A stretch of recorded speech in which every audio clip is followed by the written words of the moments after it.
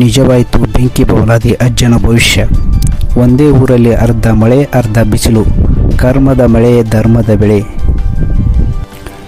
ಚಮಕೇರಿ ಜಾತ್ರೆಯಲ್ಲಿ ಅಜ್ಜ ನುಡಿದಂಥ ಕಾಲಜ್ಞಾನ ಇದು ಇಂದು ಸತ್ಯವಾಗಿದೆ. ಪ್ರಕೃತಿಯ ವಿಸ್ಮಯ ಮುಂದೆ ಮನುಷ್ಯ ಎಷ್ಟೇ ಮುಂದುವರೆದರೂ ಚಿಕ್ಕವನೇ. ಇಂದು ನಾವು ನೋಡುತ್ತಿರುವ ಹವಾಮಾನ ವೈಪರೀತ್ಯ, ಅಕಾಲಿಕ ಮಳೆ ಮತ್ತು ವಿಚಿತ್ರ ವಾತಾವರಣವನ್ನು ಗಮನಿಸಿದರೆ ನಮಗೆ ನೆನಪಾಗುವುದು ನಮ್ಮ ನಾಡಿನ ತಪಸ್ವಿಗಳು ಸಿದ್ಧಿಪುರುಷರು ನುಡಿದಂಥ ಕಾಲಜ್ಞಾನ.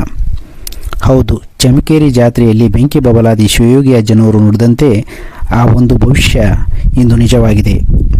ಅಕ್ಷರಶಃ ನಮ್ಮ ಕರೆ ನಡೆಯುತ್ತಿದೆ. ಅಷ್ಟೊಂದು ಇನ್ನು ಮಳಿ ಬಳಿ ಕೇಳಕ್ ಬಂದಿರಿ. ಕರ್ಮದ ಮಳಿ ಧರ್ಮದ ಬೆಳೆ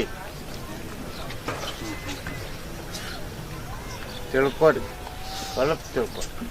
ಕರ್ಮದ ಮಳಿ ಧರ್ಮದ ಬೆಳೆ.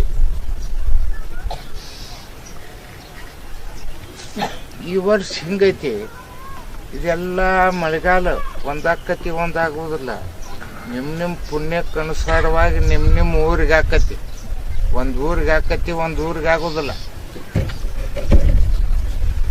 ಊರಾಗ ಅರ್ಧ ಊರಿಗೆ ಹಾಕತಿ, ಅರ್ಧ ಊರಿಗೆ ಆಗೋದಿಲ್ಲ. ಇಷ್ಟಾಗಿ ಮುಂದೆ ಹಿಂಗಾಕತಿ. ಇದು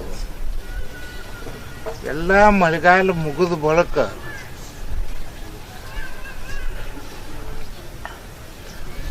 ಬಿರುಗಾಳಿ ವಾದಳ ಚಾಲು ಆಕತಿ.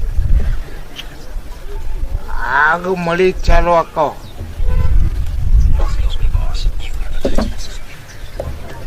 ಆಗ ಮಳಿ, ಈಗ ಮಳಿ ಹೆಚ್ಚು ಕಡಿಮೆಗೆ ನುಕ್ಸಾನ ಮಾಡ್ತಾವ.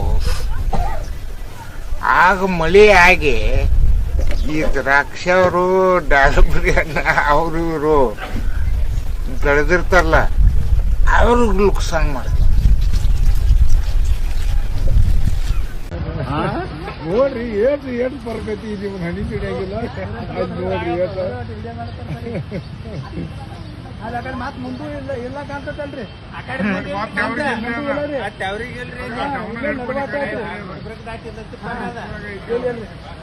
ಈ ಬಸ್ ಹೋಗಲಿ ಅಂತ ಏನ್ ನೋಡ್ರಿ